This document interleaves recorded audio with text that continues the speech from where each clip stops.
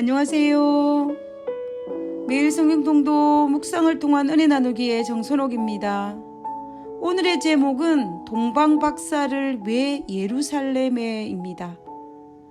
오늘 성경 본문의 배경은 마태복음 2장입니다. 마태복음 2장 1절에 헤롯 왕 때에 예수께서 유대 베들레헴에서 나심에 동방으로부터 박사들이 예루살렘에 이르러 말하되, 우리가 마태복음을 읽다가 의문이 하나 생깁니다. 왜 하나님은 동방 박사들을 예수님이 탄생하신 베들레헴으로 바로 인도하지 않으시고 예루살렘을 거쳐서 베들레헴으로 인도하셨을까에 대한 의문입니다. 동방 박사들이 별을 연구하다가 유대인의 왕이 탄생하신 것을 알았습니다. 그래서 유대인의 왕으로 태어난 아기를 경배하기 위해서 별을 따라 머나먼 동방에서 유대 땅으로 별을 보고 찾아온 사람들입니다. 그런데 지금까지 별의 인도를 따라왔는데 예루살렘 근처에 이르자 그 별이 사라진 것입니다. 그래서 동방 박사들은 아마도 매우 당황하며 어쩔 수 없이 예루살렘에 살고 있는 유다 백성들에게 유대인의 왕으로 태어나신 장소를 물어볼 수밖에 없었고, 헤롯 왕을 찾아가서 자신이 이곳에 온 이유와 목적을 밝히고 유대인의 왕으로 태어난 장소를 물어볼 수밖에 없었을 것입니다. 이 일로 말미암아 마태복음 2장 3절에는 헤롯 왕과 예루살렘이 듣고 큰 소동이 일어났다라고 이야기하고 있습니다. 물론 그 전에 베들레헴 근처의 들에서 목동을 치던 목자들을 통해서 아기 예수님의 탄생 소식을 들었습니다. 그러나 이 엄청난 사건은 제사장들과 율법사들의 교만심과 이기심에 의해서 묻혀버렸고, 다시 동방에서 박사들이 별을 보고 왔다고 나타났으니 이러한 소식들이 전해짐으로 예루살렘에 큰 소동이 일어날 수밖에 없었을 것이었습니다. 그래서 헤롯은 유대인의 왕으로 태어난 장소를 알기 위해서 제사장들과 서기관들에게 물어보았습니다.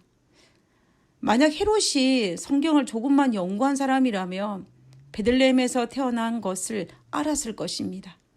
그러나 헤롯은 그것조차도 몰랐기 때문에 제사장들과 서기관들에게 물어볼 수밖에 없었고, 그 소식은 인터넷이 없던 시절에도 급속도로 퍼져나가 예루살렘이 술렁거린 것입니다.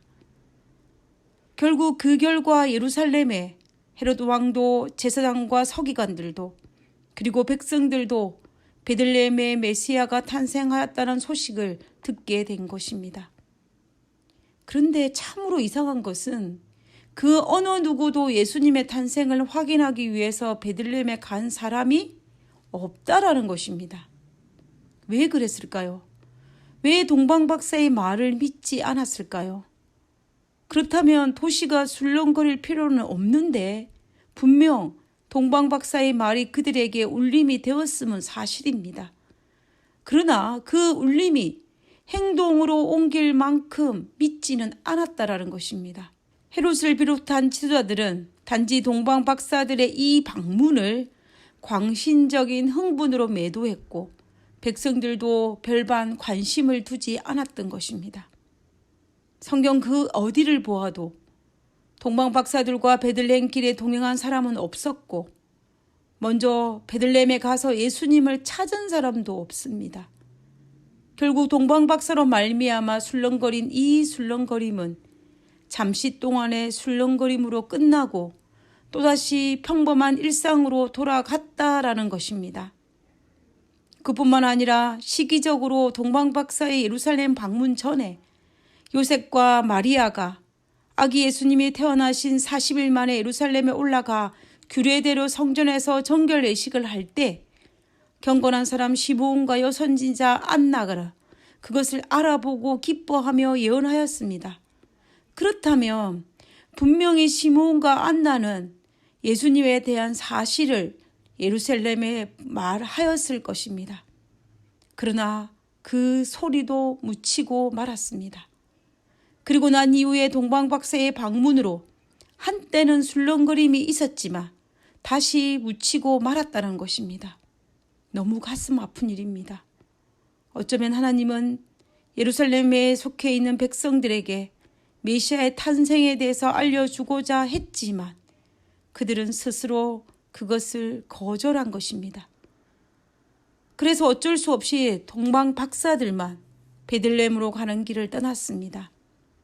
그러니 지금까지 자기들을 예루살렘으로 인도하고 사라진 그 별이 다시 나타난 것입니다. 우리는 여기에서 분명히 하나님께서 의도적으로 동방 박사를 예루살렘에 보내셨고 그들에게 다시 한 번 더 예수님의 탄생을 알리고자 하셨음을 알 수가 있습니다. 하나님은 구약의 많은 예언을 통해 메시아의 탄생을 알리셨습니다. 하나님은 침례 요한의 출생을 통해 메시아의 시대가 도래하였음을 알렸습니다. 하나님은 들에서 양을 치는 목자들을 통해 메시아의 탄생을 알렸습니다. 그리고 아기 예수님이 예루살렘에 방문하였을 때 시몬과 안나를 통하여 알리셨습니다. 그럼에도 그들은 메시아의 탄생을 인정하지 않았습니다. 그래서 하나님은 동방 박사들을 통해서 다시 한 번 더 메시아의 탄생을 알리고자 하셨던 것입니다. 하나님의 포기하지 못하는 사랑 때문에 별을 통해 동방 박사들을 베들레헴으로 바로 인도하지 않으시고 예루살렘에 이르게 하셨고 그 소식을 예루살렘 모든 이들에게 다시 한 번 더 알리신 것입니다. 그러나 그들은 예수님의 탄생 시기를 깨닫지도 못했고 예수님의 탄생을 인지하지도 못했습니다. 이스라엘 백성들이 예수님의 탄생을 깨닫지 못하고 인정하지 못한 것이 이기심이었는지 교만심이었는지 자만심이었는지 아니면 다른 어떤 이유이든지 간에 그들은 이 기쁜 소식을 듣고도 참여하지 못했습니다. 슬픈 일입니다. 그리고 두렵습니다. 나도 이기심이든지 교만이든지 나태함이든지 아니면 그 어떤 이유이든지 중요한 것을 깨닫지 못하고 살아갈까 봐서입니다. 그리고 잠시 술렁거리다가 다시 평범한 일상으로 돌아갈까 봐서입니다. 코로나 바이러스로 종말에 대한 말씀이 홍수를 이루고 종말에 대한 말씀을 쫓아가는 우리들이었지만 다시 아무렇지도 않게 평범한 일상으로 돌아갈까 봐서 두렵습니다. 나는 하나님의 경고를 날마다 새롭게 느끼도록 영적인 길을 쫑긋 세워야겠습니다. 하늘에 계신 하나님께서 주신 메시지를 매일매일 새롭게 느끼도록 도와주시옵소서.